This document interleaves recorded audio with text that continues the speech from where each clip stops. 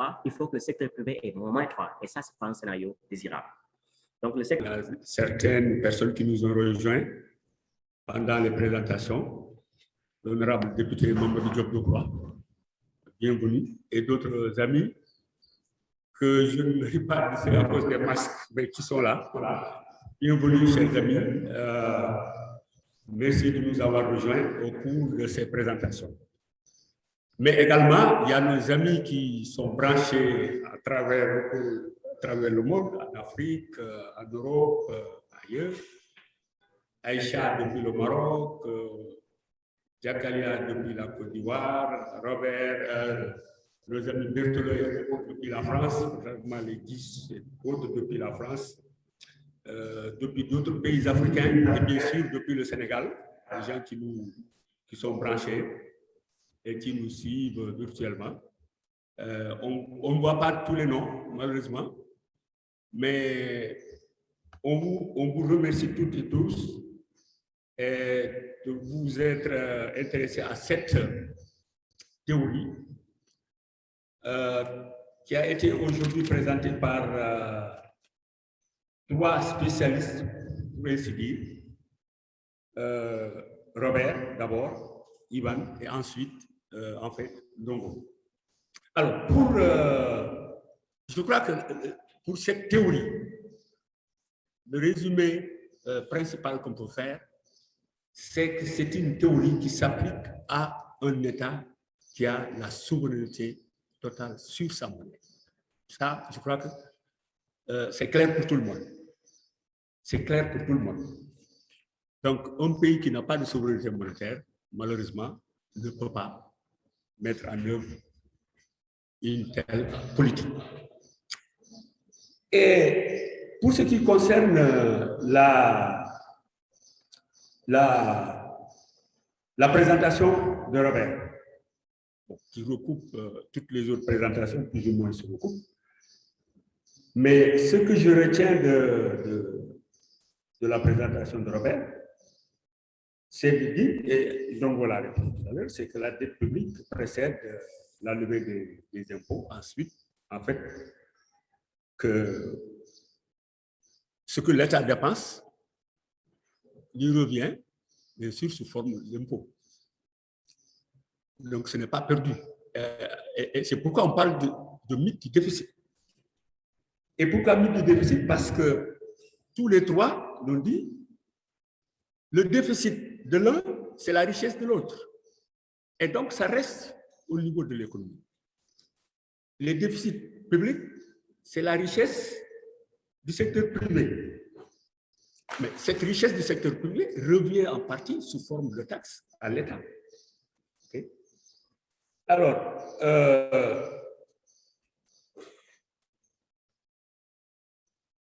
le chômage, je crois que c'est là où c'est important. Tous les trois ont démontré que le chômage, en fin de compte, ne devrait pas exister dans un pays qui applique cette théorie monétaire moderne. Parce qu'en fin de compte, cet État a la capacité, avec sa propre monnaie, et cet État a la capacité, avec sa propre monnaie, d'acheter tout ce qui existe sur son territoire, y compris donc la main-d'œuvre. Et par conséquent, il ne devrait pas y avoir de chômage pour un État qui applique la théorie monétaire moderne. Alors, il y a quelques affirmations, quelques points qui ont été faits par Ivan et que je vais poser sous forme de questions.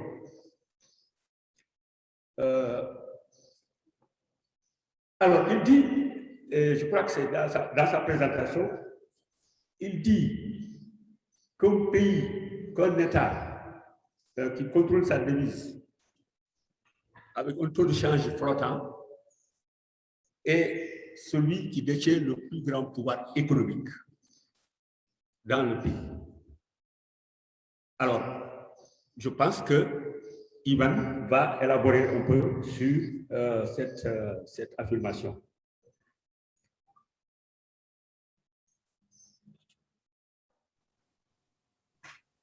OK, vous m'entendez? Il y a encore le plein emploi, voilà, c'est la limite de l'efficacité du déficit. Le plein emploi, et je crois que ça rejoint ce que j'avais dit tout à l'heure, la capacité de l'État à créer de l'emploi, à se débarrasser du chômage en appliquant cette théorie. Et c'est ce que Ndongo a dit tout à l'heure également dans son exposé. Oui. Alors, je termine par Ndongo. Il y a des questions qui sont posées par nos amis de l'extérieur.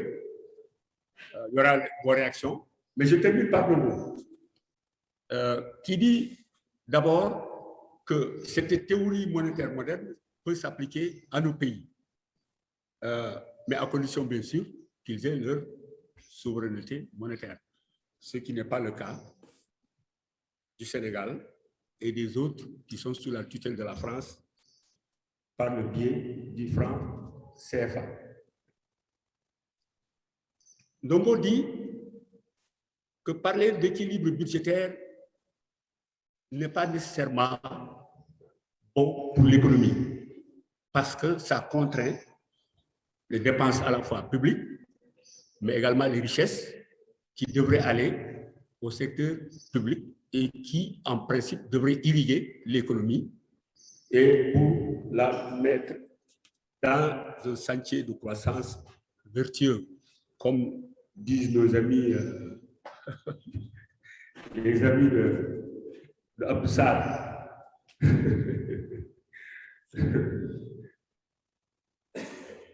Donc,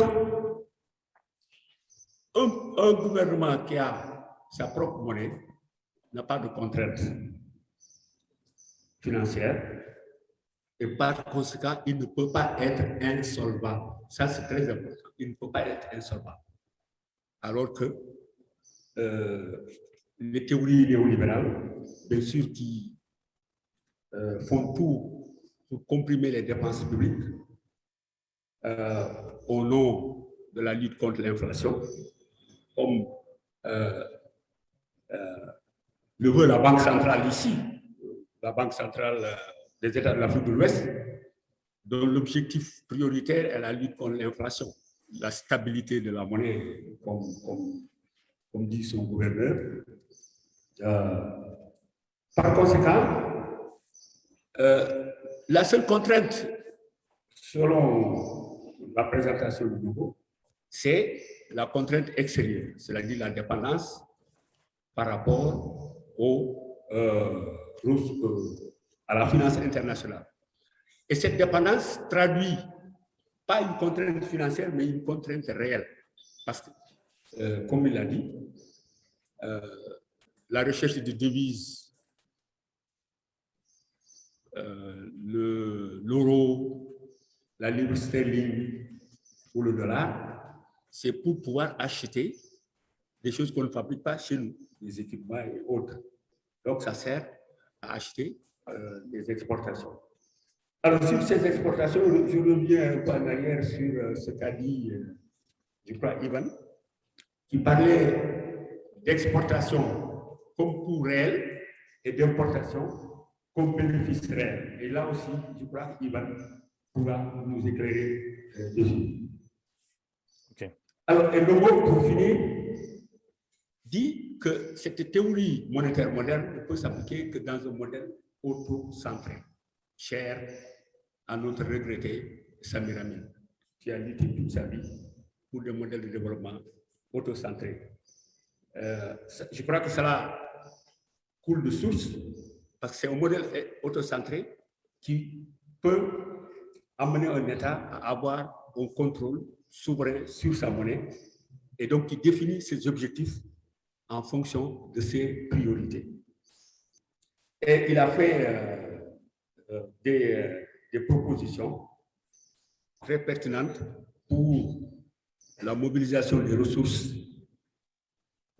notamment des réformes fiscales et monétaires qui sont indispensables pour que les pays africains, en tout cas les pays dits en développement, puissent mobiliser davantage de ressources à leur sein et dépendre moins de ce qu'on appelle la finance extérieure, que ce soit la dette commerciale ou la dette publique. Et donc,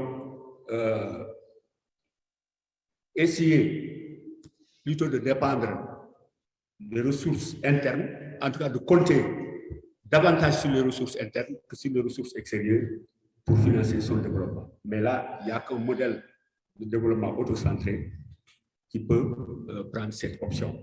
Voilà à grands traits le résumé. Je suis revenu sur quelques points. Je ne sais pas le résumé dessus parce qu'il y a tellement de choses. Vous avez écouté.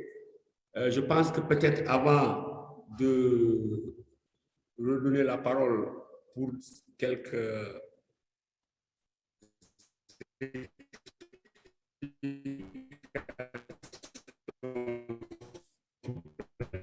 commentaires à Ivan, on peut vous donner la parole et peut-être réagir par rapport à ce que vous avez entendu. Avant de lire, j'ai pas mal de questions ici, je vais lire après. Mais pour le moment, pour ceux et celles qui sont dans la salle, qui veulent réagir très rapidement, vas-y.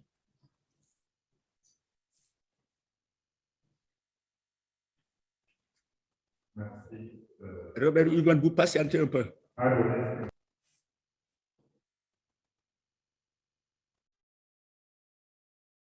Ivan, est-ce que vous entendez Allô, les questions? on m'entend? Oui, moi j'entends. Moi j'entends. Voilà, merci. Bonjour à tous et à toutes. C'est un néophyte qui pose des questions. Je ne suis pas économiste. Mais non, je n'entends plus.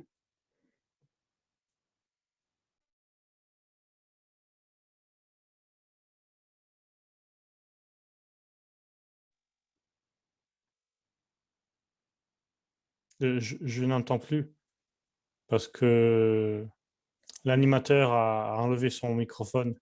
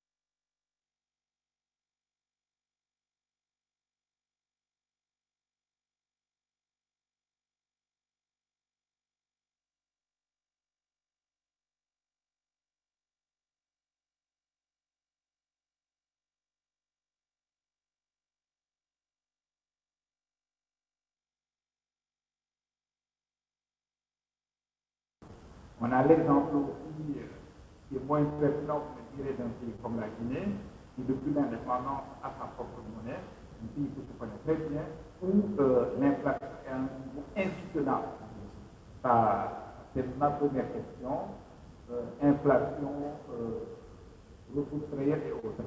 Et ma deuxième question, qui est une question tout aussi terre à terre, c'est si aujourd'hui, on va faire un peu des propositions, Le Sénégal devait financer, par exemple, une autoroute qui quitterait Dakar pour aller jusqu'à la zone sud, pour essayer de décloisonner tous les territoires, on est en période de décentralisation, entre le Sénégal et la Casamance, afin que les produits qui sont produits en Casamance puissent être dirigés, remonter à l'intérieur du pays, pour un moment avant l'éclatement avant les jugements structurels. Je peux bien mes mots.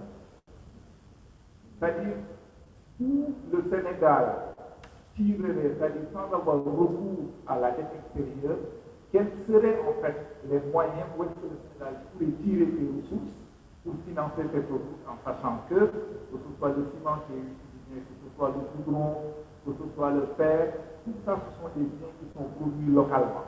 Et on a des ingénieurs qui sont pour et qui sont ici. Il y a des grandes entreprises comme la CDE et comme d'autres qui sont des entreprises nationales qui ont la possibilité. C'est-à-dire, quel serait le moyen de financement, par exemple, de cette autoroute?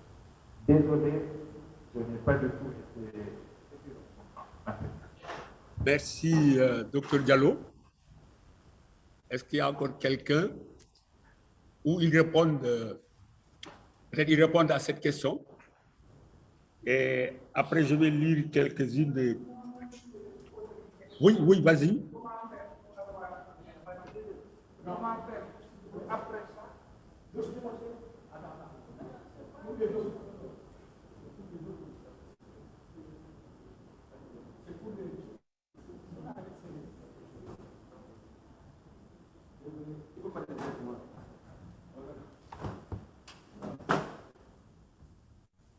Oui, je félicite Dongo, les autres, je n'ai pas eu l'occasion de le suivre.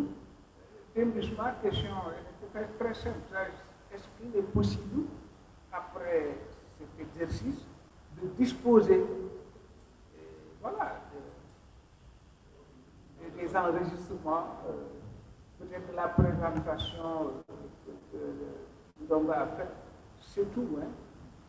Parce que c'est des outils extrêmement importants qu'on doit pouvoir utiliser par la suite. Merci. Très bien.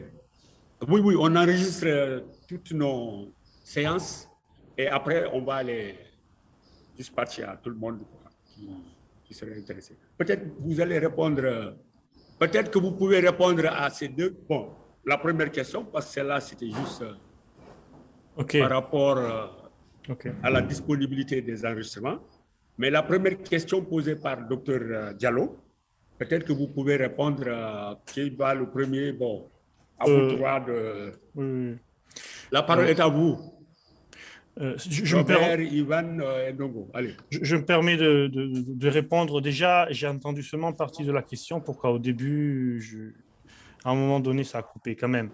J'ai l'impression que la question, c'était l'idée qu'il y a des pays que maintenant, en Afrique, ont le taux d'échange, une devise en taux d'échange flottant. Et comment ça se fait que ces pays ont plein de problèmes, inflation comme ça? Alors, le fait d'avoir l'instrument, ça ne veut pas dire qu'on l'utilise bien, l'instrument. Je veux dire, dans les États-Unis, où vous prenez l'Angleterre, le chômage existe. Et il y a l'instrument de la devise n'est pas utilisé pour, maximiser l'intérêt public, l'intérêt général, l'intérêt social. Et pourquoi ça? Parce que dans la société et à l'extérieur de la société, il y a quand même toujours des intérêts en contradiction entre eux. Donc, le plein emploi et le développement d'une certaine politique économique industrielle, ce n'est pas dans les intérêts de tous, n'aime pas à l'intérieur de la société de pays. Le plein emploi, ce n'est pas quelque chose qui intéresse à tout le monde. Le plein emploi, ça veut dire avoir une classe les travailleurs qui sont beaucoup plus forts. Et donc, si les travailleurs sont plus forts, qui achètent le travail des travailleurs, sera un peu moins. Mais aussi s'il y a des autres aspects positifs. Donc voilà, il y a déjà aussi le fait que l'instrument n'est pas nécessairement utilisé bien et la plupart des fois aussi quand on a le taux d'échange flottant, on fait quand même austérité, on a quand même des problèmes on la gère pas dans la bonne façon. Donc ça, c'est une des remarques qu'il faut quand même faire. C'est pas suffisant d'avoir la souveraineté monétaire. Il faut avoir l'instrument et après appliquer des politiques. Et on peut en parler dans une autre fois peut-être, mais c'est très important de comprendre comment on arrive à la devise domestique en taux d'échange flottant. Parce qu'on peut y arriver en faisant des grosses erreurs et en détruisant l'économie. Donc, c'est comme arriver techniquement à avoir une devise propre, c'est fondamental. Okay, et Warren Mosler s'est exprimé sur ça dans un sens très spécifique. Il y a tous des passages à respecter. Et voilà, c'est quelque chose on pourra répondre. Après, je voudrais répondre à quelques-unes des questions qui ont été posées et clarifier des autres. Avant tout, ça doit vraiment être clair et je comprends que ça, c'est intuitif, mais pour l'État qui crée sa propre devise n'a pas de valeur. C'est-à-dire, la capacité de l'État de dépenser avant et après les taxes ne change pas. Les taxes ont le rôle de créer la demande, la nécessité de devises dans le territoire sur les gens. Mais le fait que le déficit, ce n'est pas un problème, ce n'est pas dû au fait qu'après, on peut taxer. C'est dû au fait que l'État a une capacité de dépenser dans sa propre devise qui est complètement autonome du niveau de la dette publique, complètement autonome. Donc, c'est ça, je veux dire, la devise devient comme une signature pour l'État. Il n'y a pas de limite à les signatures que l'État peut faire. Donc, c'est ça, voilà. Et la signature, en soi, si j'en fais plus, ça ne veut pas dire que je peux pas faire des autres, voilà. Donc, ça, c'est une autre chose. Puis, je dois dire que, alors, je vous remercie tous, et dans un débat, c'est aussi normal qu'il y ait aussi des accords. Et en fait, je dois, sincèrement, je suis en désaccord sur certaines choses que Dongo a dit, parce que, je pointe ça parce que c'est des choses importantes. Le fait qu'un pays ait besoin de réaliser des importations de l'étranger et que ces importations soient vendues dans une devise étrangère, ça ne veut pas dire que le pays a besoin de s'endetter en cette devise étrangère. Ça c'est important. Donc, si au Sénégal, vous avez votre devise, on fait l'hypothèse, vous avez votre devise domestique, ok, on va l'appeler la lire sénégalienne, la lire du Sénégal. Et vous devez importer des technologies très développées du Japon, vous ne devez pas vous endetter en yens. Qu'est-ce que vous faites?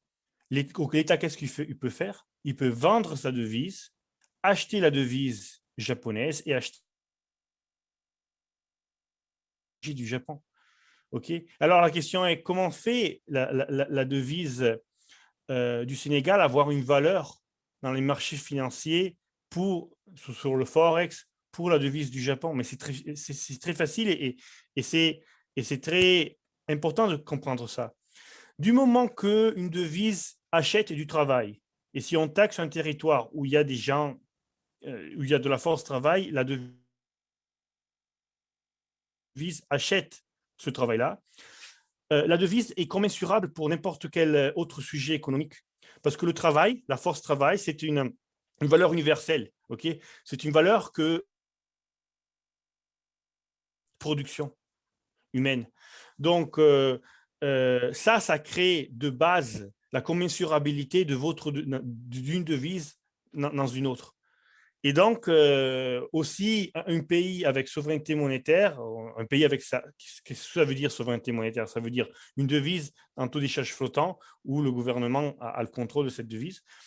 Ne doit pas s'endetter en devises étrangères aussi pour obtenir des importations des autres pays. Ça doit être absolument clair parce que si on crée des dettes en devises étrangères, après, là, oui, c'est des problèmes.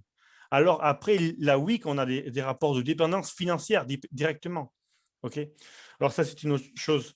Et ça répond un peu au discours de l'autoroute. Si on a une autoroute, comment on fait à construire? Bon, déjà, avec la devise domestique, on peut activer toute la force travail qu'on veut pour faire l'autoroute, OK, domestique. Et puis, s'il y a à faire des importations, on fait les importations. OK?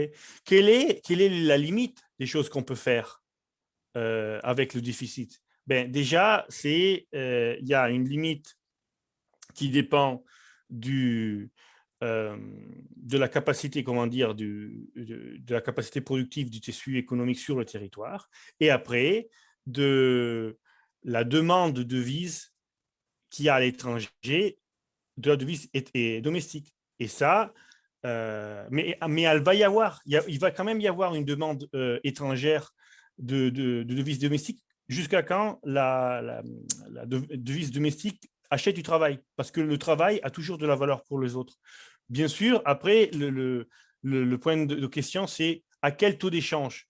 Alors, on peut faire une séance sur ça, mais la question qu'il aille de la demande à l'étranger de la devise domestique, c'est sûr qu'il va y avoir. C'est le taux d'échange. On peut discuter qu'est-ce que lie le taux d'échange, et ce n'est pas la balance commerciale. Okay, c'est quelque chose d'autre. Puis, j'ai signé des autres points qui sont été... C'est très important de clarifier.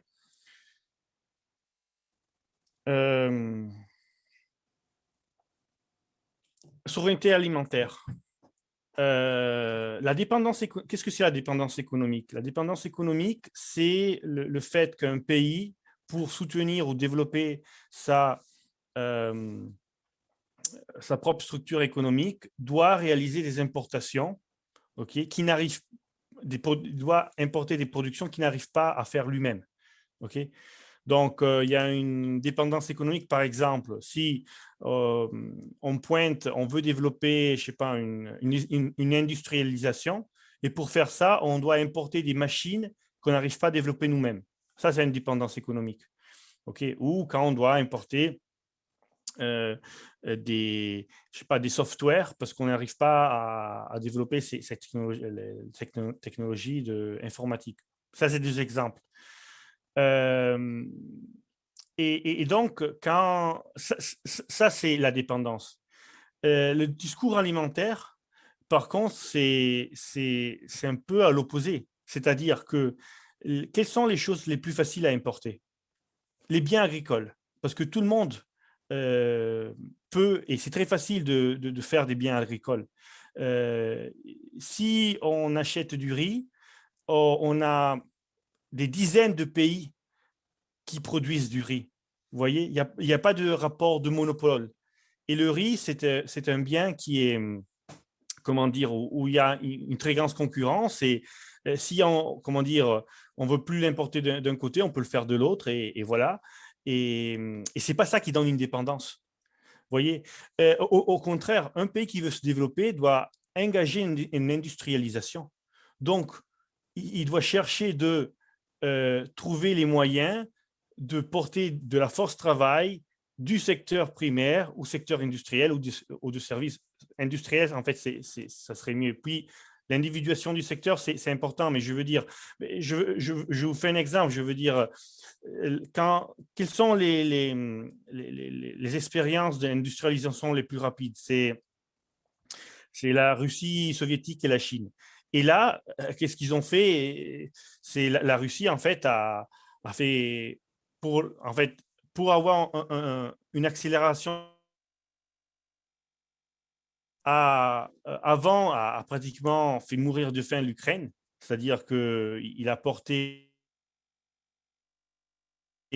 plein de ressources alimentaires dans les villes pour développer l'industrie. Mais le point, c'est qu'il ne cherchait pas de produire plus de biens agricoles, il cherchait de faire l'industrie.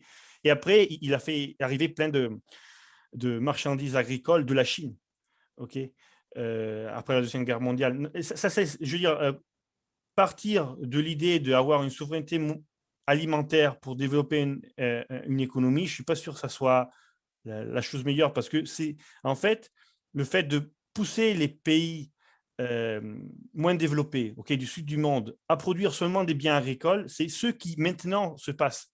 Maintenant, les pays industrialisés, avec leur concurrence, poussent les pays moins non industrialisés à continuer à produire toujours plus de biens agricoles et minéraux. Donc, ce n'est pas une politique industrielle, selon moi, juste ou intéressante, disons, de chercher d'arriver à la souveraineté monétaire, à la souveraineté alimentaire.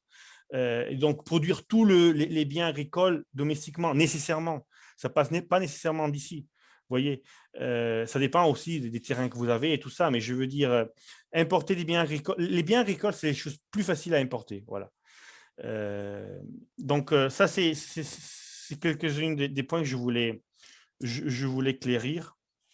Et je crois que c'est important. Puis, si vous voulez, dans une prochaine séance, on pourrait parler strictement de comment on passe à avoir une souveraineté monétaire, comment on sort du CFA.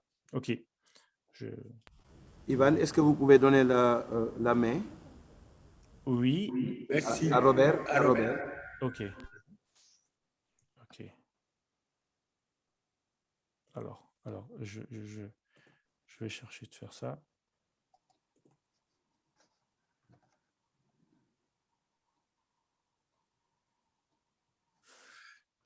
OK. OK. Robert, président, normalement, vous êtes... voilà. J'y suis.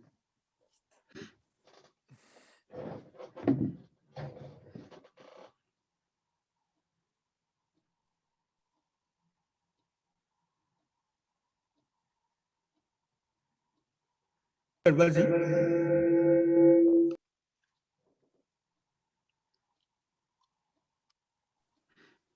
Robert, si tu veux dire quelque chose, vas-y.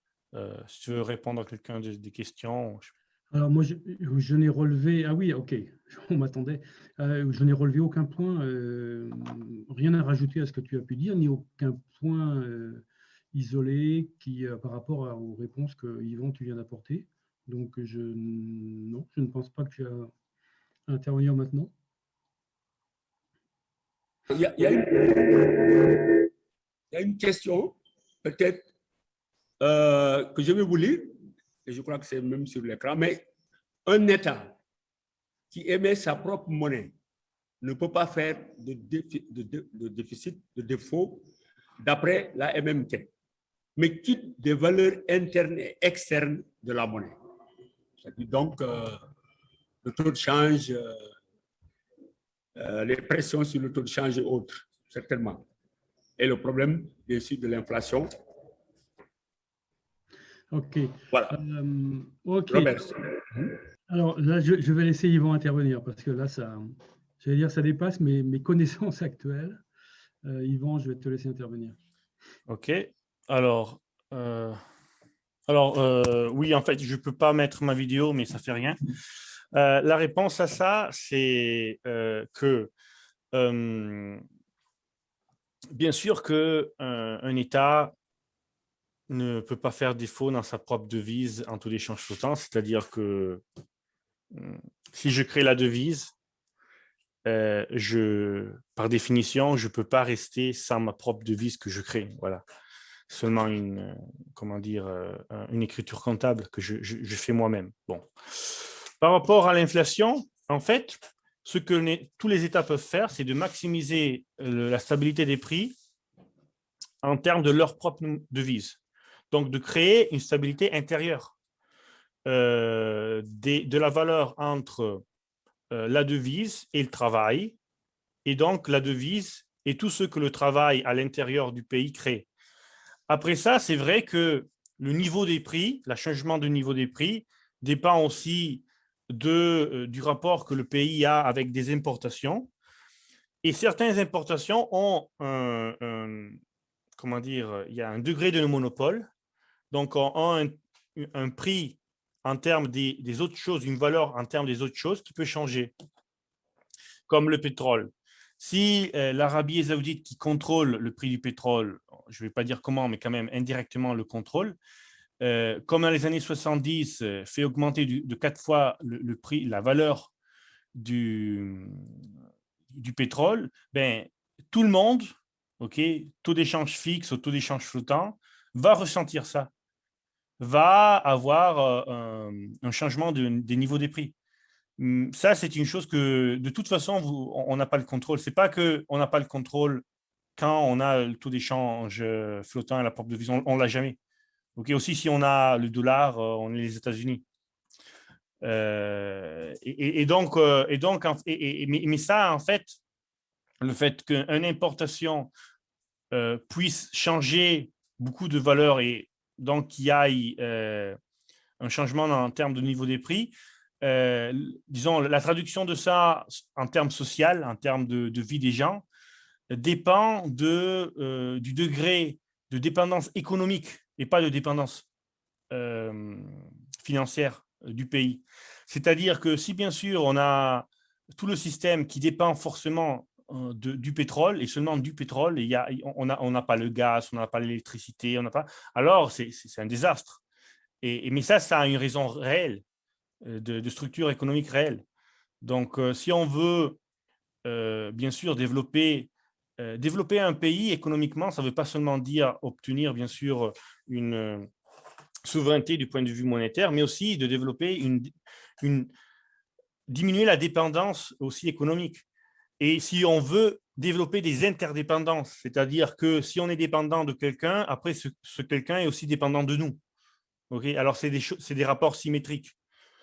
Par contre, si on développe bien sûr des dépendances à une ligne où le partenaire n'est pas dépendant de nous, alors oui, bien sûr que notre espace politique diminue.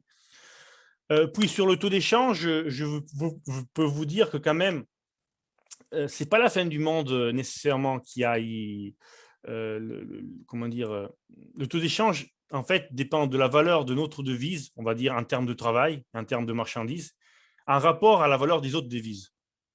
Donc, nous, on ne contrôle pas ce que les autres pays font. Okay, mais on peut avoir un très, très grand développement aussi en cas de changement et fluctuation aussi assez importante du taux d'échange. Mais on a ça, je veux dire, en expérience réelle. Okay, c'est l'idée que pour avoir, comment dire, un développement, il faut avoir un taux d'échange fixe ou qui flotte mais pas trop, c'est en fait partie du mainstream économique. Ça n'a pas de base nécessairement dans l'histoire économique réelle. Bon, puis je vais faire aussi un exemple historique sur pourquoi le taux d'échange ou une dépréciation ne se traduit pas dans une détérioration économique pour le pays. Prenez les rapports entre Italie et Allemagne de l'Ouest, okay, de 1945 à 1991. Okay. Donc, en un peu plus de 40 ans, il y a eu une dépréciation de la lire envers le mark de plus de 500%. Okay. Donc, c'est beaucoup.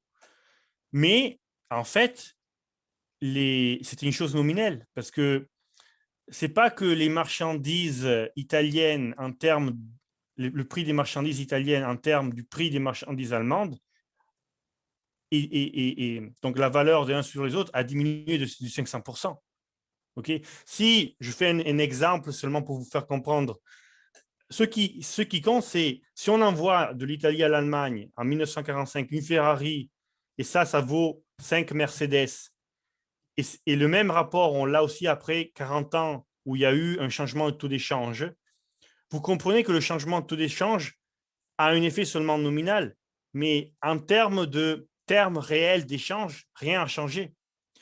Donc, il ne faut pas confondre les termes réels d'échange, donc la valeur des importations sur les exportations, comme taux d'échange, parce que c'est pas… Dans le bref terme, bien sûr, il y a une liaison, mais comme parcours de développement historique, ce n'est pas la même chose. Voilà. J'espère d'être été clair. Voilà. Puis, je peux dire en synthèse que tous les problèmes de dépendance économique que vous avez, en effet, vous pouvez continuer à en avoir. Vous pouvez avoir, quand vous avez un taux d'échange flottant, de toute façon, vous les avez aussi avec un taux d'échange fixe. OK? Mais ce n'est pas vrai le contraire. Donc, ce que vous pouvez faire, c'est avoir déjà le plein emploi en taux de charge flottant. Et avec qu'est-ce qu'un pays a, chercher de faire les meilleures politiques. Après, là, il y a un problème politique. Bien sûr, si on peut faire austérité et créer du chômage et créer de la desperation aussi si on a souveraineté monétaire. Mais au moins, le débat politique est à l'intérieur d'un cadre où il y a au moins la possibilité de certaines politiques. Dans un taux d'échange fixe, vous avez a priori pas la possibilité d'avoir et de soutenir le plein emploi. A priori, c'est mort. Merci, Ivan. Merci, Ivan. On va donner la parole à Dogo. Ivan, est-ce que vous pouvez retourner la main à Ok. l'animateur? Animateur, à qui? Excusez-moi, animateur, ok. À animateur. Dongo, pour réagir par rapport à la question du docteur Diallo et de ce que Ivan a dit tout à l'heure. Ok. C'est bon pour Dongo? Non, pas encore. C'est l'autre. Ouais, c'est bon. Ok. Donc, je vais mettre Dongo.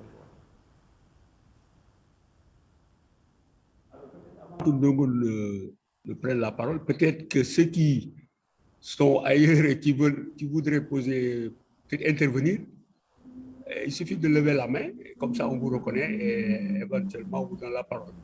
Donc on attend de finir avec les réponses de Dongo. Allez-y, Dongo.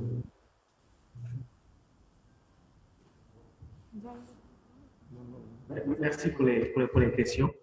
Je pense que la question de mon ami Ablaye Diallo est une question importante. C'est souvent l'objection qu'on entend. Et c'est une objection qui est importante et même valide. L'AMT dit que les gouvernements qui émettent une devise souveraine, donc c'est-à-dire qui ont leur propre devise, qui collectent les impôts et taxes dans leur propre devise, qui n'ont pas de dette en monnaie étrangère, qui ont un taux de change flottant. Et les gouvernements qui remplissent ces conditions n'ont pas de contraintes financières intrinsèques. C'est-à-dire que s'il y a des contraintes financières, c'est des contraintes de nature politique, institutionnelle, alimentaire. Pas de contraintes de ressources. Non, pas de contraintes financières. La contrainte de ces gouvernements, c'est une contrainte de ressources réelles. Et donc, la ressource réelle, c'est l'inflation. C'est-à-dire que si le gouvernement dépense sa devise et que ces devises ne permettent pas, ces dépenses ne permettent pas, disons, d'augmenter les capacités productives, il va y avoir de l'inflation.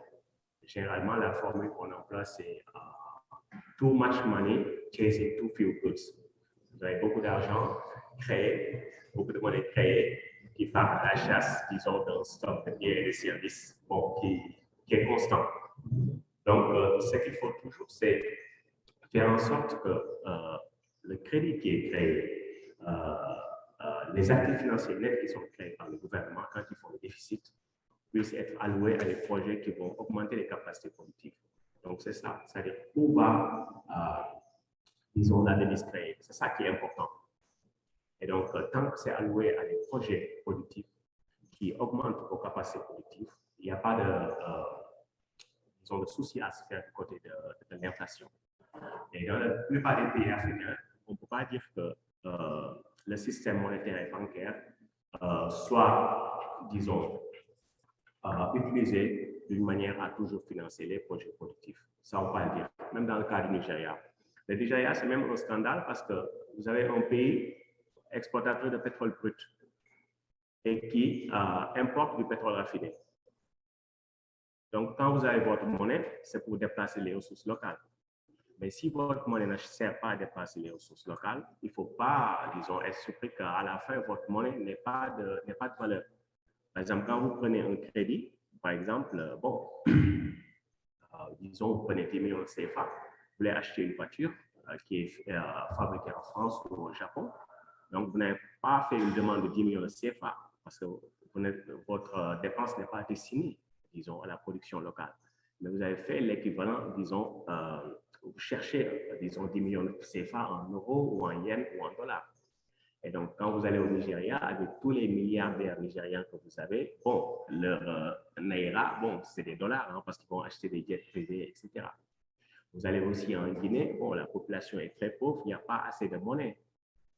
fait pas assez de devises dans l'économie.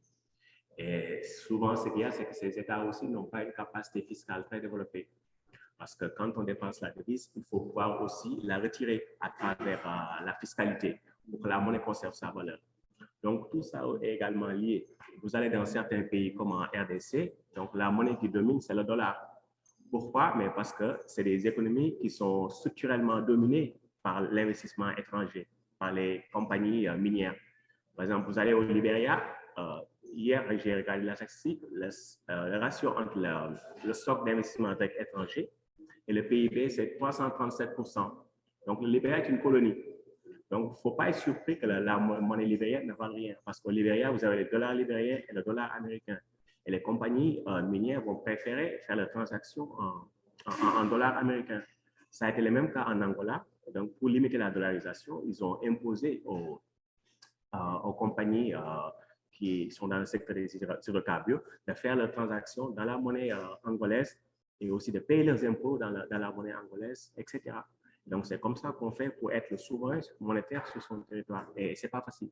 Donc, parfois, quand vous voyez qu'il y a des monnaies qui ne valent rien, c'est lié d'une certaine manière à la structure économique et au fait que le système monétaire, bancaire, financier n'est pas utilisé d'une manière pour, disons, déplacer, mobiliser les ressources. Donc, si vous avez une monnaie Nigeria et tout ça, Ghana, et que cette monnaie-là n'est pas utilisée pour déplacer vos ressources, pour mobiliser vos ressources, mais elle ne servira à rien.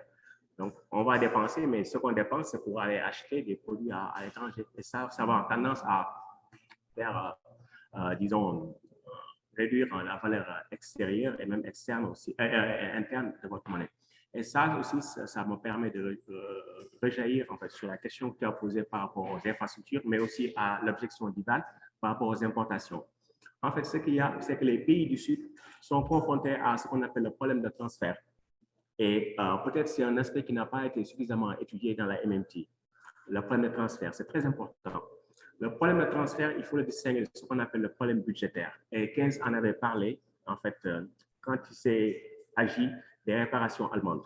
Parce que qu'est-ce qui se passe? On vous dit de payer des réparations. Les réparations, vous les payez en dollars, en tout cas en devises étrangères. Et donc, à l'intérieur, vous pouvez taxer vos populations pour, disons, payer, disons, les réparations. Donc, vous pouvez rassembler à travers les impôts, peut-être, des prélèvements, les marques qu'il faut, la monnaie allemande, pour payer les réparations. Mais les réparations, vous ne les payez pas en marques, vous les payez en dollars ou en monnaie étrangère. Et quand vous les échangez en dollars, vos taux de change se déprécient. Et donc, c'est ce qu'on appelle le problème de transfert. Donc, il y a une différence entre le problème budgétaire, vous pouvez avoir les marques qu'il vous faut, mais il faut les payer en dollars. Et quand vous échangez vos marques en dollars, vous perdez. Et il y a un économiste français qui a fait un travail remarquable là-dessus, qui s'appelle Bernard Schmitt, et qui montre qu'en fait, il ne parle pas de système monétaire, il parle de non-système. Parce que dans le système monétaire international, les pays qui ont des déficits au niveau de leur balance de paiement, de leur balance courante, paient 2 fois leur dette. Et donc ça, c'est une conséquence du problème de transfert. Donc, quand par exemple le Sénégal est en déficit commercial, on peut dire par exemple on n'a pas d'exportation et donc j'importe, par exemple j'ai un fournisseur de voitures, je ne sais pas, Toyota, et j'importe des voitures Toyota. Donc on ne me donne pas de l'argent. On me finance à crédit l'importation de voitures. Donc je vends les voitures au Sénégal, donc j'ai des CFA. Mais mon fournisseur va vouloir que je le paye en yens ou en dollars. Et je n'ai pas les yens ou les dollars. Et donc, il faudra les trouver. Donc, c'est ça le problème de transfert. Et donc, ça, c'est un problème sérieux parce que quand vous avez des déficits cumulés, mais ça va avoir tendance à, déprécier vos taux de change. Et donc, c'est pourquoi, généralement, les pays préfèrent avoir les dollars et même s'emprunter en monnaie étrangère pour pouvoir résoudre ces déficits-là. Et donc, généralement, bon, les investisseurs ne veulent pas accumuler une épargne dans leur propre monnaie parce qu'ils sont faibles et ils n'ont pas confiance. Les investisseurs n'ont pas confiance. Donc, je pense qu'il n'y a pas de divergence avec Ivan, mais le problème du transfert, c'est un problème très sérieux et qui demande qu'on l'élabore davantage dans la MMT. Donc, ça, c'est une spécificité des pays du Sud. Et l'autre chose également, c'est que si vous prenez le cas des infrastructures, en fait, c'est illustratif du problème de transfert. Les dirigeants africains ne comprennent pas que les infrastructures financées en monnaie étrangère augmentent nécessairement la dette en monnaie étrangère. Pourquoi? Prenez par exemple le cas de l'autoroute à péage. Les 2 derniers tronçons. D'abord, il a fallu que l'État s'endette auprès des institutions multilatérales pour apporter une subvention à FH. Donc, la subvention, elle n'est pas de CFA, elle est en dollars, d'abord. Donc, le Sénégal n'émet pas de dollars. Donc, le Sénégal s'est endetté pour avoir les dollars. Et la deuxième chose, c'est que l'entreprise qui gère ça va utiliser des équipements, etc., des technologies qui ne sont pas fabriquées sur place. Et ça va avoir tendance à creuser le déficit de la balance commerciale. Parce que, bon, on les trouve, en fait, ces importations sont des importations. Et l'autre chose, c'est que ces projets peuvent être très rentables. Ils peuvent être très rentables. Et quand ils sont très rentables, donc l'opérateur a des profits en CFA. Profits en CFA. Maintenant, ces profits en CFA, il faudra les rapatrier, en tout cas une partie. Mais on ne rapatrie pas les CFA, on rapatrie des euros ou des dollars. Donc, il faut trouver encore des réserves de change pour pouvoir permettre ce transfert-là. Et donc, ça veut dire d'une certaine manière, il faudra encore les trouver quelque part. À la limite, si le péage permettait de générer des recettes d'exportation ailleurs dans l'économie, à la limite, ces recettes d'exportation ont permis de financer le rapatriement de ces devises, la subvention initiale. Donc, vous voyez, il y a trois manières dont ça accroît la dette. Les subventions initiales, le rapatriement des profits, et ensuite, il faudra payer la dette initiale. Ouais. Donc, la question qui se pose, en fait, dans une perspective à la MMT, en tout cas de mon point de vue, c'est que la question du financement, elle est secondaire. La première question, c'est quelles sont les ressources sur lesquelles on doit s'appuyer pour résoudre tel et tel objectif. On doit mettre en place les hôpitaux, on doit mettre en place les écoles. Qu'est-ce qu'on fait? Quelles sont les ressources sur place? Essayons au maximum de les utiliser sur place parce qu'on sait qu'on n'a pas besoin de nous endetter en monnaie étrangère pour cela. On n'a pas, après on essaie de négocier. Investissement en dette étrangère, dette en monnaie étrangère, etc. Il faut que nous en étions en monnaie étrangère parce que pour l'instant, on ne peut pas s'y dérober. C'est nécessaire. Et donc, c'est comme ça qu'il faut réfléchir. Pas réfléchir en termes financiers, mais en termes de ressources réelles, les équipements, les technologies, la main-d'œuvre. Est-ce qu'on a ça? On a ça, pas besoin d'endettement en monnaie étrangère pour financer ça. C'est comme ça qu'il faut réfléchir. Et dernier point par rapport à la souveraineté alimentaire. Pour moi, c'est très important, la souveraineté alimentaire. Et ça ne se résume pas, disons, à l'argument, disons, de volume. C'est-à-dire qu'on a besoin de tant de tonnes de riz, donc on a les tant de tonnes de riz. En fait, c'est contrôler toute la chaîne, en fait, agroalimentaire. Qu'est-ce qu'on produit, qui produit, quels sont le système des prix au niveau de la chaîne de valeur, etc. Qu'est-ce qu'on mange? Parce que la souveraineté alimentaire, c'est très important, très important. Et c'est même une question politique. C'est-à-dire que vous n'avez pas de souveraineté alimentaire, mais on fait du chantage politique. Et c'est pourquoi vous voyez que les secteurs agricoles des pays ne sont pas du tout performants, mais sont subventionnés de manière, disons, importante. Ce n'est pas les petites exploitations, mais c'est les grandes exploitations qu'on subventionne aux États-Unis et en Europe. Au Japon, vous voulez faire entrer du riz, mais il faut être prêt à payer des droits à des chiffres. Donc, la souveraineté alimentaire, ce n'est pas seulement une question économique, c'est une question de souveraineté politique tout court. Et on a vu qu'il y a eu des émeutes de la faim en 2008, etc. Et en Afrique, la majeure partie de notre force de travail est dans le secteur agricole, mais souvent, on dépend toujours des importations pour une partie de notre consommation. La dernière fois, j'avais dit 85% de notre consommation était assurée par les importations, en me basant sur la CNUSET. Mais Jacques Berthelot m'a rectifié en disant que c'est un chiffre qui a été inventé de toutes pièces par la BAT et la CNUSET. C'est un fondement. Les chiffres montrent que c'est 17%, les derniers chiffres de notre consommation qui est assurée par les importations. Donc ça, c'est un élément important. Et au niveau de la balance des paiements, beaucoup de pays comme le Sénégal, vous voyez que le principal poste de déficit, c'est les produits alimentaires. Alors, on a tout ce qu'il faut sur place. Donc, je ne dis pas que, il faut toujours que tous les pays doivent avoir la souveraineté alimentaire, etc. Mais en tout cas, pour nos niveaux de développement, c'est un passage obligé. Ça nous permettra de donner de bons produits, en tout cas, à nos populations, de bons prix à nos paysans, et également de soulager notre balance commerciale. Mais en tout cas, pour résumer, le problème de transfert qui est à distinguer du problème budgétaire, c'est très important. Et je pense que dans une perspective, disons, de mise en application de la MMT, c'est un aspect que nous devons prendre en compte. On ne peut pas échanger nos monnaies, par exemple le Dalasi ou le Naira sur les marchés d'échange comme ça. Non, on va beaucoup perdre. Donc, à un moment donné, en tout cas, c'est un problème sérieux sur lequel il faut plus réfléchir. Merci, mon cher. On va permettre au Donc, professeur Salif. on va permettre à notre ami et camarade, Dr Chérif Salifsi, d'intervenir dans le débat. C'est ça? Oh non, mais, non, Professeur, vous on pouvez permettre à Chérif d'intervenir. Professeur, vous pouvez ouvrir Bonjour, bonjour, bonjour. Bonjour à vous tous. Merci pour cette belle séance. Je crois que c'était très intéressant. Je félicite toutes les 3 personnes qui nous ont gratifié de leur connaissance sur le sujet. Et à ce stade, je dois commencer par dire que il faut assumer quand même que nous sommes avec la théorie monétaire toujours à un stade d'investigation et il faut continuer le travail. Les grands pays industrialisés ne nous ont pas aidés de ce point de vue. La théorie, elle est connue depuis plus de 70 ans. Elle revient périodiquement, chaque fois en cas de crise. Vous associez ça à des réflexions sur le mythe du développement économique, comme Ndongo vient d'en parler. Tout ça, c'est une invitation à la réflexion et certainement pas à des certitudes.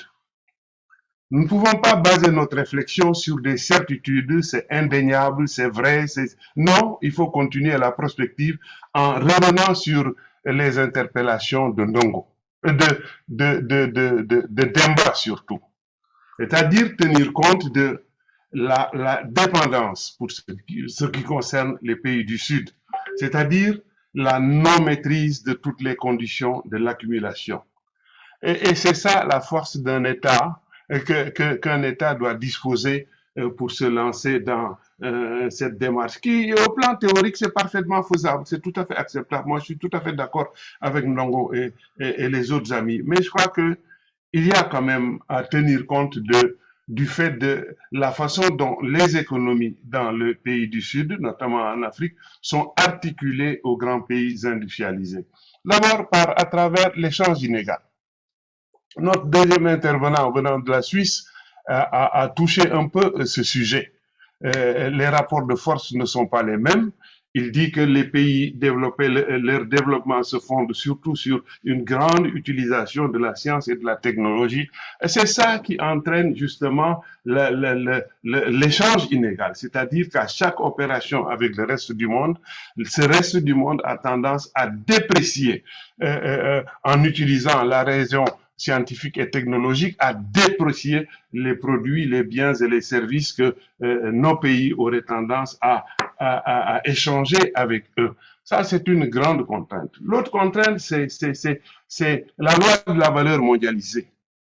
Les relations entre les pays développés et les pays du Sud se fondent aussi sur le pouvoir donné à 5 grandes bourses internationales pour définir non pas le prix des biens qu'ils mettent sur le marché, mais également les biens que nous, les pays du Sud, nous mettons sur les marchés. D'où la nécessité d'une déconnexion intelligente qui, comme Ndongo l'a dit, ne signifie pas une rupture avec le reste du monde. Ça me paraît être des conditions fondamentales. L'autre question, je ne veux pas être long, les principes sont là, hein, on les rappelle, l'objectif c'est de favoriser l'augmentation de la masse monétaire par une action, disons, vigoureuse de l'État, en oubliant cette idée de déficit budgétaire. Moi, j'ai dit, Ndongo le sous-entend beaucoup aussi.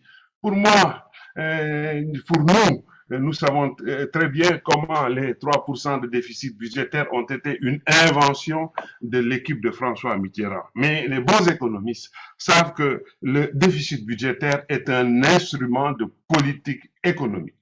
Mais tant que l'État maîtrise l'ensemble des conditions de l'accumulation, maîtriser sa production, maîtriser ses marchés, avoir un système bancaire crédible, avoir surtout une monnaie crédible. Et ça, c'est ça qui est important. Si vous gérez l'affaire au plan interne, mais c'est bien, il ne s'agit pas que de ça. Et je viendrai sur les problèmes que pourrait poser le problème de l'enfermement, entre guillemets, dans son seul environnement. Mais pour commercer avec l'extérieur, le deuxième intervenant, que je félicite encore une fois venant de la Suisse, a montré qu'effectivement, à un moment donné, il faut acheter à l'extérieur. Répondant à Ndongo, d'ailleurs, je pense qu'ils disent la même chose en réalité, Ndongo, il n'y a pas de contradiction entre ce qu'ils disent, mais l'opération avec les extérieurs se fonde aussi sur la crédibilité, la confiance qu'on a dans la monnaie. La monnaie, d'ailleurs, signifie confiance. Avons-nous aujourd'hui, ou sommes-nous capables, dans le court moyen terme, d'avoir des monnaies qui reflètent une puissance économique réelle, c'est-à-dire une certaine capacité à soumettre, je mets entre guillemets, dans une certaine mesure, le reste du monde. Je crois qu'il faut réfléchir à tout ça. Mais les questions, d'autres questions de fond que je voudrais soulever sont liées à la question de l'inflation. Je voudrais que nous puissions répondre à cette question. Est-il possible, disons, d'avoir un mécanisme qui permet d'injecter de l'argent en permanence sans affecter l'inflation? Ça, c'est une question de fond, parce que la crainte, c'est fondamentalement l'inflation. L'autre problème, c'est les pouvoirs de l'État dans un contexte de mise en œuvre de la théorie monétaire moderne. Disons, pouvoir de l'État et démocratie. Tel que nous connaissons ces théories, que je soutiens, entendons-nous bien, mais simplement j'agis en candide. Je me présente comme un candide. Le gouvernement doit veiller à ne pas empiéter sur le pouvoir d'achat des citoyens, parce que épargner, créer, c'est dans une certaine mesure faire une ponction, épargner pour la création monétaire, je veux dire, par essence, c'est une ponction qu'on fait sur l'argent, sur le pouvoir d'achat des citoyens. Dans quelle mesure intégrez-vous cette dimension? Le troisième aspect, c'est l'imprévisibilité de la théorie monétaire moderne comme toute autre théorie. Quelles que soient les mesures politiques, disons budgétaires adoptées, comment faire? Est-il possible qu'on puisse atteindre les objectifs incontestés? Ce n'est pas un reproche fort. Quand on n'est pas aux affaires, il y a des questions très clairement auxquelles on ne peut pas répondre. Ça aussi, il faut que nos adversaires le comprennent. Je veux dire simplement que il faut veiller à ce que les mesures budgétaires adoptées dans ce contexte puissent atteindre leur but. Pourquoi? Parce que simplement, disons, les variables, c'est dû aux variables de l'être humain. Nous savons ce que c'est la nature humaine très, très versatile. Je pense que c'est une dimension qu'il faut intégrer parce que, par exemple, face à une situation de hausse des prix, les particuliers évitent généralement de dépenser les acquis, ils préfèrent épargner. Dans le contexte de mise en œuvre de la théorie monétaire moderne, que faire face à cette situation?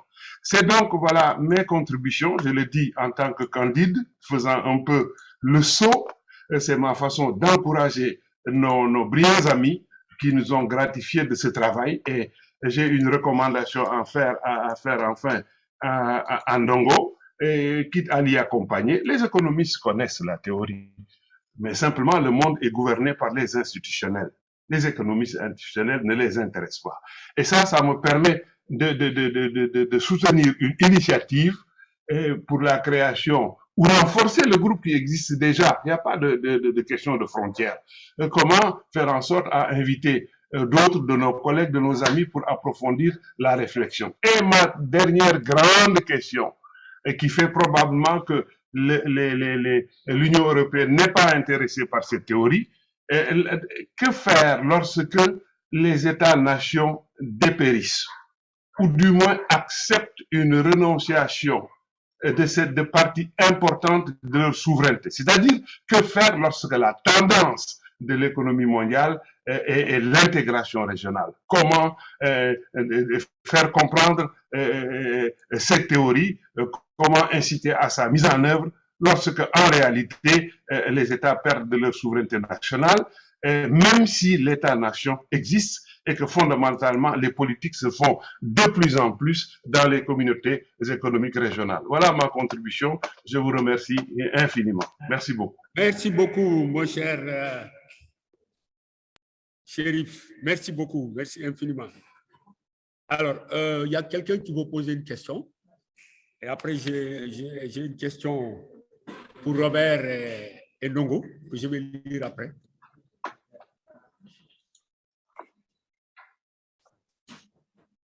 Oui.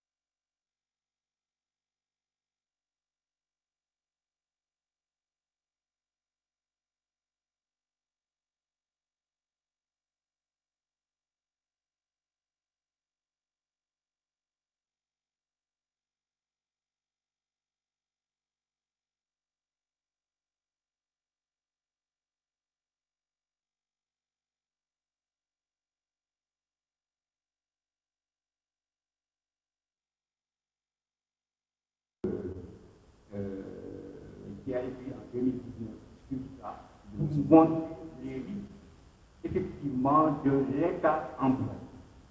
Les risques de l'État employé. Parce que la théorie montre que c'est surtout le secteur privé qui fait l'emploi, etc. Alors ici, la théorie montre le rôle décisif de l'État, effectivement, en termes de création d'empploi.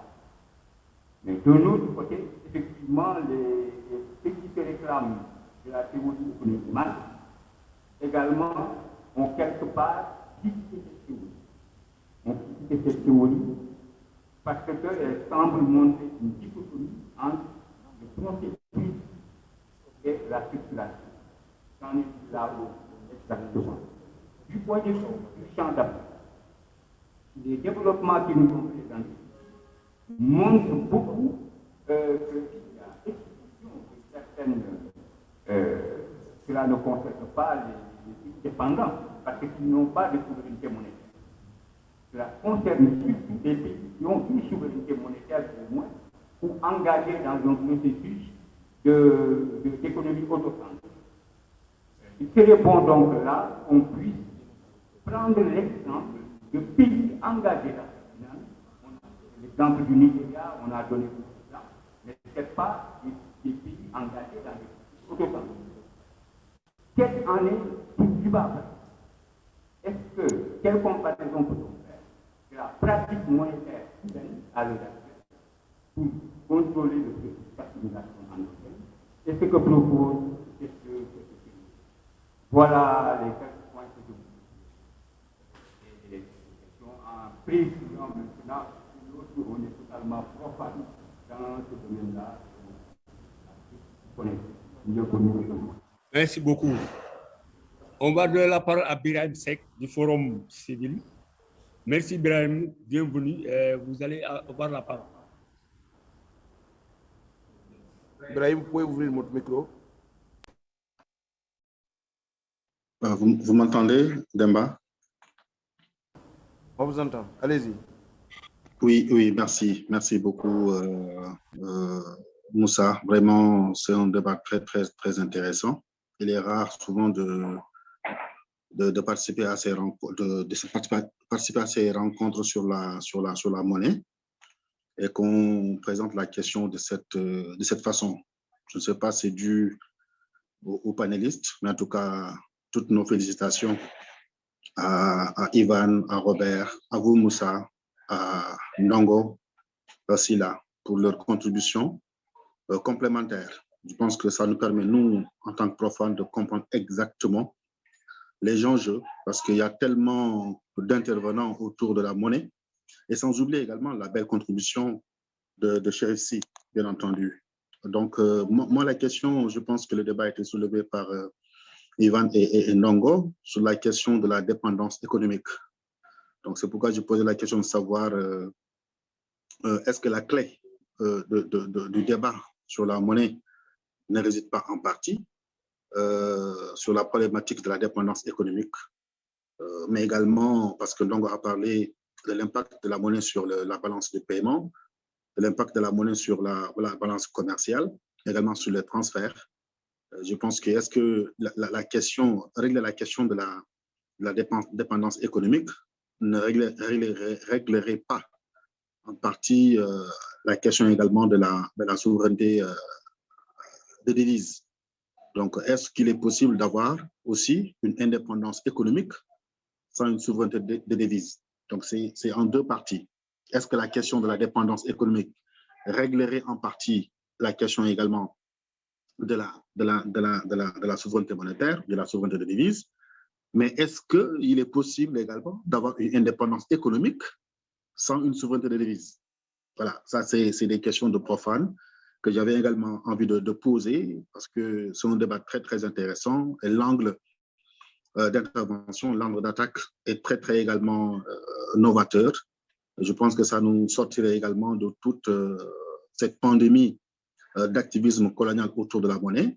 Et je pense que les solutions qui sont sorties ici, c'est des solutions prudentes, mais également réfléchies, indépendantes, qui nous permettront également de poser le débat de façon la plus calme possible sur la question monétaire. Donc, Moussa et à tous les intervenants, je vous félicite. Je pense que ce débat également est à renouveler et à élargir à d'autres instances, parce que quand même ça permet aux profanes, aux Africains de façon générale, de comprendre les enjeux de la monnaie, mais qu'il ne s'agit pas également de verser dans l'activisme, mais de proposer des solutions intelligentes et réfléchir sur la question. Donc, merci beaucoup à tous les intervenants. Merci Birahim, merci beaucoup. Avant de redonner la parole aux panélistes, il y a une question qui concerne Robert et Ndongo. Quelqu'un a posé cette question. Les présentations de Robert et de Ndongo ne semblaient pas se rejoindre sur le rôle du crédit bancaire, et le second, au contraire, le réhabilite, quelque chose comme ça. Alors, voilà. Donc, Robert, tu es interpellé. Robert, tu es interpellé sur le rôle du crédit bancaire. Ok, merci. Alors effectivement, moi dans mon exposé, j'ai pardon. J'ai commencé à, enfin, sans vraiment le développer, mais commencé à parler un peu de la différence fondamentale qu'il y a entre la dépense publique, donc la création de la devise nationale, et puis le crédit bancaire. Alors cette différence, elle apparaît clairement si on a une vision comptable de la monnaie, et la monnaie c'est de la comptabilité. En réalité, les dépenses publiques, donc les devises créées par l'État, se font sur la base de paiements définitifs. Lorsqu'un fonctionnaire touche ce solde, il n'a pas à la rembourser après. Par contre, le crédit bancaire, lui, par définition, il doit se rembourser. Sauf dans les cas extrêmes où les personnes ne peuvent plus rembourser. Mais bon, prenons le cas normal, le crédit bancaire, il se rembourse. Ça veut dire en clair que lorsque une personne bénéficie d'un crédit de sa banque, en réalité, en comptabilité, il fait intervenir à la fois l'actif, son actif et son passif. Et donc, contrairement à la dépense publique qui, elle, est un paiement définitif qui ne se rembourse pas, il n'y a pas, dans le cadre du crédit bancaire, augmentation de ce qu'on appelle les actifs financiers nets. Et ça, c'est une différence qui est... C'est très bien d'ailleurs que cette question soit posée, parce que c'est une différence fondamentale, en réalité, entre MMT et puis toutes les autres approches. C'est que MMT raisonne en fait en net et non pas en brut. Donc, voilà la différence. En fait, alors le crédit bancaire, évidemment, n'est pas inutile. Il est important dans le sens où il permet d'augmenter la demande, par exemple la demande globale, évidemment. Mais il intervient en termes de pouvoir d'achat, mais pas en termes de richesse financière nette. Donc, voilà ce que je peux dire sur ce point. Dongo, est-ce que tu... Non? Oui. C'est pas... Oui, je suis d'accord avec lui. Hein. Donc, ils sont d'accord tous les deux sur cette réponse. Donc, il n'y a pas de contradiction. Il y a peut-être une mauvaise interprétation. Alors, il y a le rôle de la Banque africaine de développement dans tout ça. Il y a des gens qui ont posé cette question. Alors, moi, je vais peut-être, pour ce qui concerne la Banque africaine de développement, actuellement, c'est seulement, il y a que, elle est africaine vraiment de nom, parce qu'il y a depuis quelques années ce qu'on appelle les membres non régionaux. C'est-à-dire tous les grands pays développés, la Chine, le Japon, bien sûr les États-Unis, tous les pays occidentaux, la Chine, le Japon et tout ça, qui contrôlent, je crois, 45% du capital, mais qui sont très influents par-delà cette part du capital.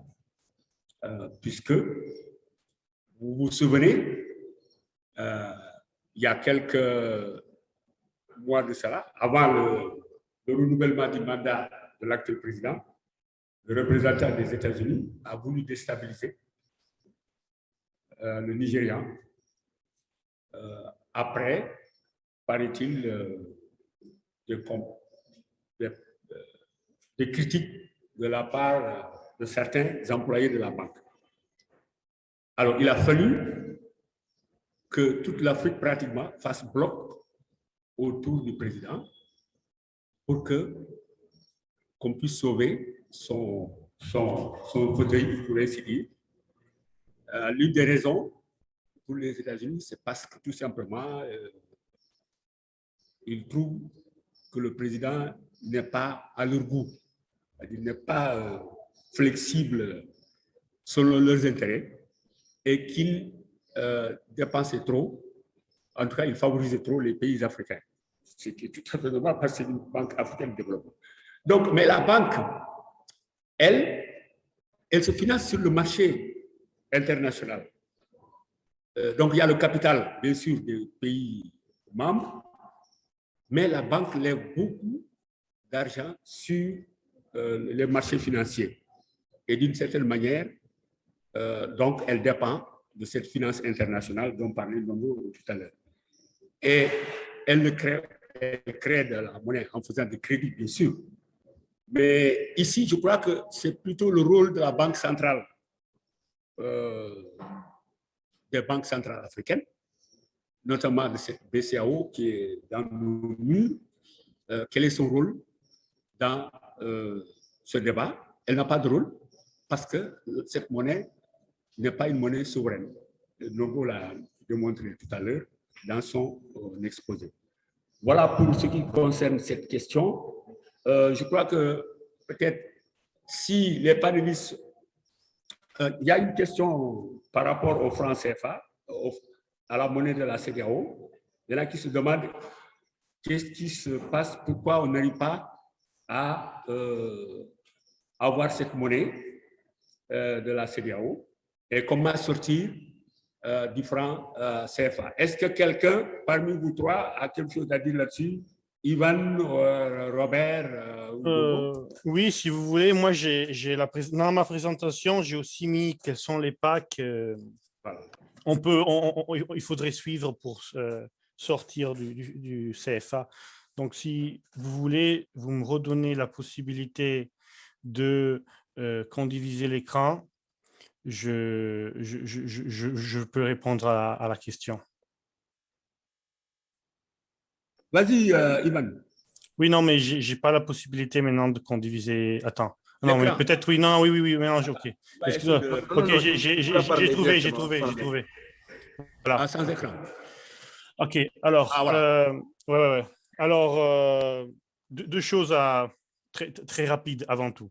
Il y avait la question de dépendance économique, dépendance d'économie réelle et dépendance financière. Comme ça, cette réponse de sortir de CFA, on arrive bien à la loquer dans ce cadre. En fait, on pourrait dire que la dépendance économique peut être de deux sortes. D'une sorte, c'est une dimension, c'est la dépendance économique réelle. Donc, on pourrait dire la dépendance, tout ce qui est dépendance technologique et de ressources réelles de l'extérieur. De l'autre côté, il y a la dépendance financière. Qu'est-ce que c'est la dépendance financière? C'est la capacité de dépense. Ce qui concerne la capacité de dépense. Maintenant, soit la manquance de souveraineté monétaire, comme la manquance de autonomie économique réelle, sont les deux composants de la dépendance économique en général. Et donc, ce que je voulais dire, c'est que la souveraineté monétaire, si on veut l'appeler comme ça, donc le fait d'avoir une propre devise, c'est une des préconditions, en fait, pour arriver à une indépendance économique, un degré d'autonomie économique supérieur. Voilà. C'est deux éléments qui font partie de la même dimension complexive.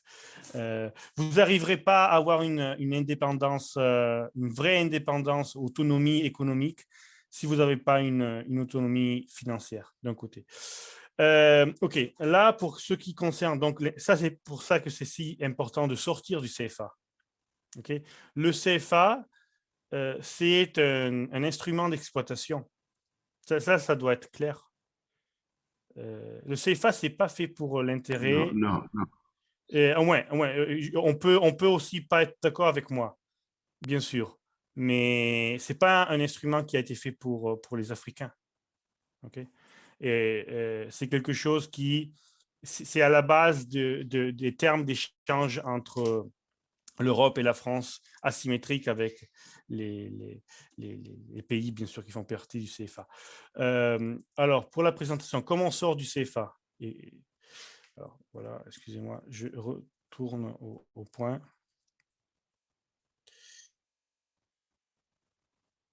Alors, tout part par la taxation. Donc, nouvelle devise nationale du Sénégal, Et ça doit être national, c'est-à-dire un État, une devise. Ce n'est pas un euro de l'Afrique.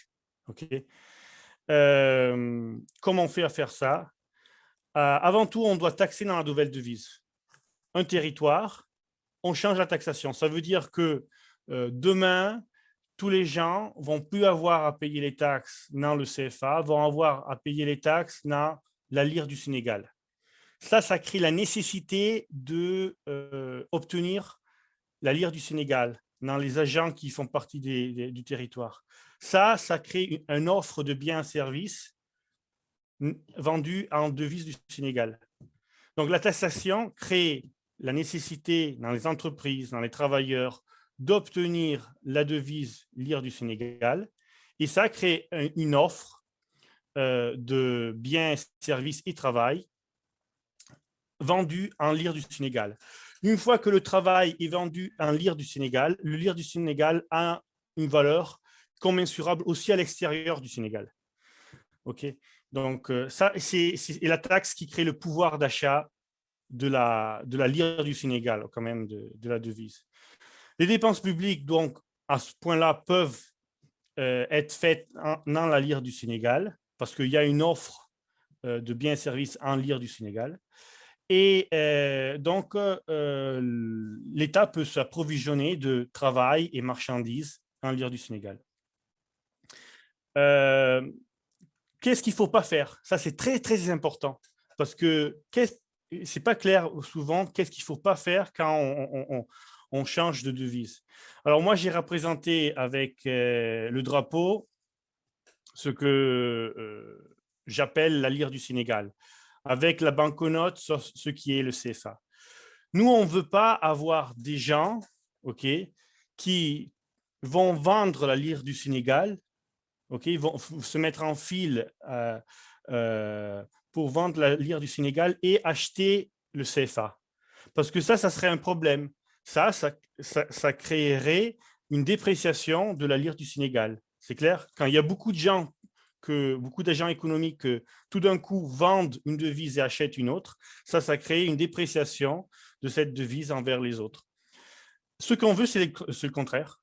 Ce qu'on veut, c'est qu'il y ait la file, donc beaucoup de gens qui vendent le CFA pour demander d'acheter la lire du Sénégal. Comment on fait à obtenir ce deuxième scénario? Très simplement, on impose une taxe. On impose les taxes seulement en lire du Sénégal et stop. Mais on ne fait pas une conversion forcée des épargnes des gens. Donc, les gens se retrouvent à avoir besoin de la lire du Sénégal, mais personne n'a la lire du Sénégal. Par contre, ils ont le CFA. Alors ça va pousser les agents, en quelques mesures, ils vont être obligés à vendre CFA et acheter lire du Sénégal. Ça crée deux éléments. Un soutien au taux d'échange de la lire du Sénégal, d'un côté. De l'autre côté, ça crée un soutien au taux d'échange de la lire du Sénégal. Donc, un soutien au taux d'échange de la lire du Sénégal. Et de l'autre côté, ça crée des rentrées en CFA à l'État du Sénégal. Donc, les dettes en termes de CFA que l'État déjà a peuvent être payées en faisant comme ça. Okay? Si par contre on fait une conversion forceuse dans la nuit de tous l'épargne en CFA des privés, après on va avoir le contraire, on va voir que les privés, dans quelques mesures, vont vouloir reobtenir des CFA et ça va taux d'échange de la lire du Sénégal. OK? Donc, c'est très important que les obligations de l'État qui sont déjà été faites en CFA restent en CFA. Donc, il n'y a pas de conversion aussi sur les contrats qui ont déjà été faits. Il ne faut pas convertir aussi les contrats déjà faits. pour la même raison. Si puis il y a des demandes des privés de convertir, alors ok, mais ça ne doit pas être forceux, parce que sinon, on va créer la situation où les gens vont vendre le CFA, la lire sénégalienne, et ce n'est pas ce qu'on veut. Ça, il y a une erreur de traduction, excusez-moi. Les titres d'État qui existent en CFA ne doivent pas être convertis, toujours pour la même raison, doivent être payés en CFA. Comme on les paye avec il faut pas, avant tout, il ne faut pas les payer nécessairement tout d'un coup. Mais il y a bien sûr des échéances avec le temps. Mais on les repaye avec les CFA qu'on récolte dû au fait que les gens vendent CFA et veulent obtenir de la lire sénégalienne du Sénégal. Donc, il faut faire une nouvelle banque centrale parce que la banque centrale, maintenant au Sénégal, ce n'est pas une institution qui fonctionne dans le cadre d'un système monétaire souverain. Donc, il faut faire une nouvelle banque centrale et c'est une chose très facile. Bien sûr, c'est clair que on peut aussi avoir le Trésor que directement fait faire des découvertes, je veux dire la Banque centrale qui fait faire des découvertes au Trésor pour financer, avec lesquelles il vient réaliser la dépense publique. Très important, et aussi ça, c'est très important, le troisième point, les comptes courants dans la nouvelle devise sont garantis au 100% par la Banque centrale. Qu'est-ce que ça veut dire? Si vous avez une banque privée sénégalienne du Sénégal qui fait faillite, parce que les banques peuvent faire faillite, et on doit les laisser faire faillite, les comptes courants, donc les comptes des privés, doivent être garantis au 100% par la Banque centrale. Donc, c'est-à-dire que les propriétaires bien sûr, les propriétaires de la banque vont perdre de l'argent, mais pas les gens qui ont leur compte envers la banque. Cette garantie fait en sorte qu'encore plus de gens vont vouloir avoir des épargnes sénégal. Et ça va créer un soutien encore plus à la demande de lire en Sénégal et à ce ton d'échange. OK. Bon, puis là, il y a quelques erreurs de traduction, mais c'est encore, avant tout, il ne va pas y avoir la nécessité de titres d'État dans la nouvelle devise. Mais si on veut faire des titres d'État, que ça n'a pas le rôle de financer rien, quoi que ce soit, mais ça a le rôle de donner un soutien au taux d'échange, si on veut, au taux d'intérêt, si on veut donner un soutien, parce que quand même, on peut aussi choisir de maintenir un taux d'intérêt à zéro. Absolument, ils doivent être dénominés dans la nouvelle lire du Sénégal. Attendez. Puis, très, très important, spécialement pour un pays qui est du sud du monde, parce que ça, c'est un des problèmes qu'il y a dans des pays, spécialement du sud du monde, qui ont leur propre devise, comme des fois aussi en Sud-Amérique. C'est que, mais aussi, je dois être sincère aussi en Italie et aux États-Unis, ils ont eu des problèmes comme ça. Mais c'est un aspect qui est toujours pas pris en considération pour quelques raisons, quand on parle de ces thèmes-là, souveraineté monétaire. Et c'est que l'État, c'est la discipline des banques. Ce que les banques peuvent ou peuvent pas faire. L'État doit dire aux banques seulement qu'est-ce qu'elles peuvent faire. Donc, il ne doit pas y avoir une liste d'interdictions, il devrait y avoir une liste seulement de choses qui sont permises. Parce que si on fait une liste d'interdictions, c'est comme marche maintenant la régulation du système bancaire, les banques vont trouver quelque chose de pas bien à laquelle le régulateur n'a pas pensé, et ils vont commencer à le faire. Et alors, la régulation va suivre. Tu vois, il va y avoir toujours un retard et ça peut créer énormément de problèmes. Aussi des stabilités. Par contre, de l'autre côté, si l'État fait seulement une liste de ceux qu'il faut faire alors, disons, la dimension, disons, de règlement bancaire est beaucoup plus meilleure. Bon, je pourrais dire des autres choses, mais disons que les éléments fondamentaux, je les ai donnés et je vais laisser donc la discussion continuer. Merci beaucoup, mon cher Ivan. Merci beaucoup. Alors, je ne sais pas si les panélistes ont encore Robert et Dongo quelque chose à dire. Non, Dongo, non. Robert, tu as quelque chose à dire? Non? OK. Bon, moi, je pense que peut-être on peut conclure cette séance parce qu'il est 14 heures. Remercier Robert, Ivan et Ndongo pour cette belle séance. Je crois que toutes les personnes qui ont assisté à cette séance ont beaucoup appris, en tout cas sur cette théorie monétaire.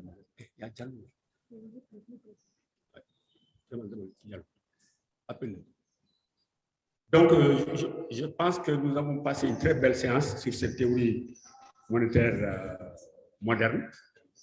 On est d'accord, je pense, qu'elle ne peut s'appliquer que dans un contexte différent, c'est-à-dire un nouveau paradigme, pas celui, le paradigme dominant actuel.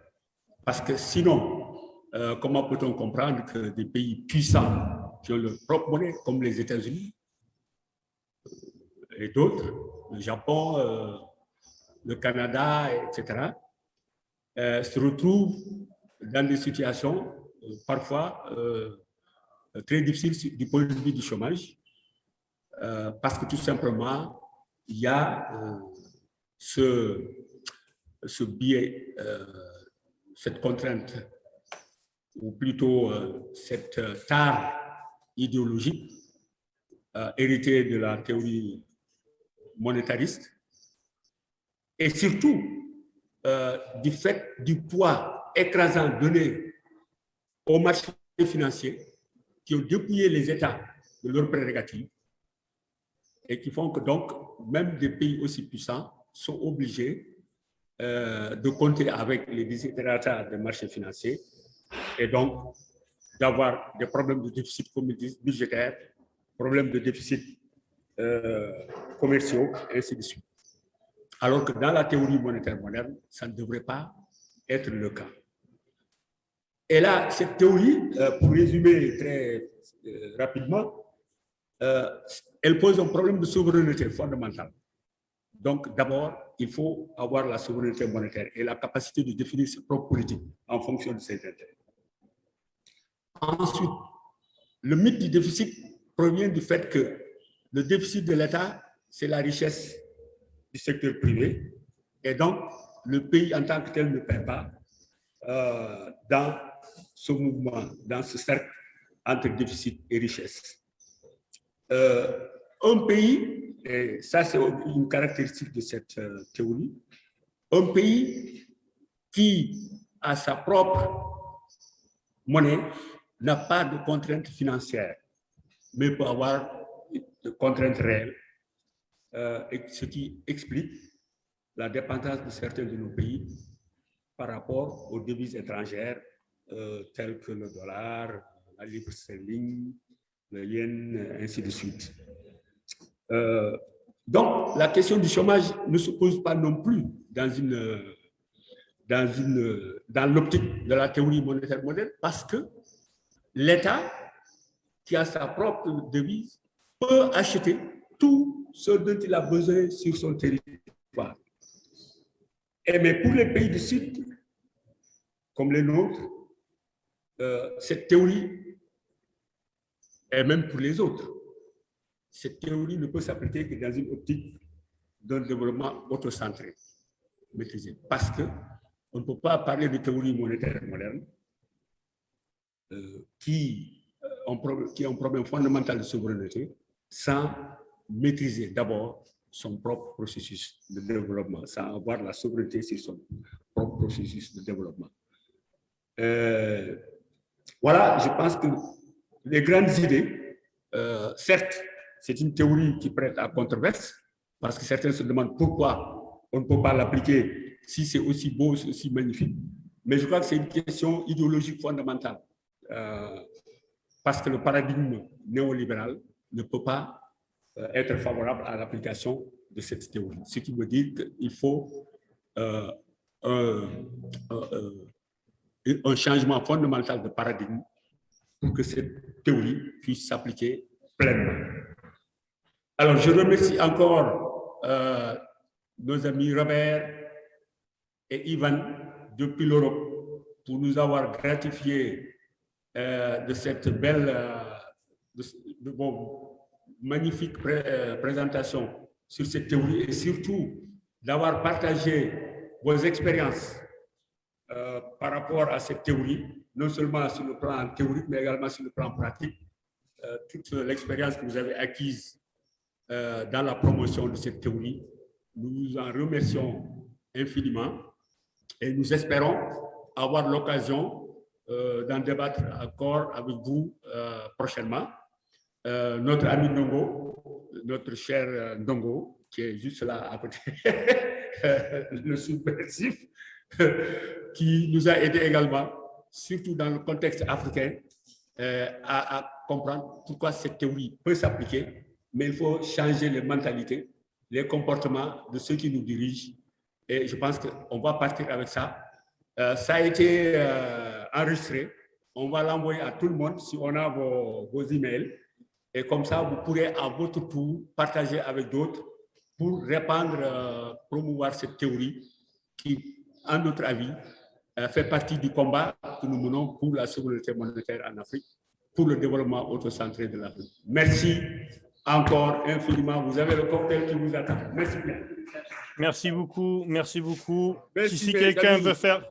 De l'extérieur, les shérifs, Biram Sek et tous nos amis depuis Paris, depuis la Côte d'Ivoire, la Guinée-Bissau, le Maroc, tout le monde. Merci beaucoup. On vous remercie d'avoir participé par vos questions, par votre patience. Merci infiniment, cher merci.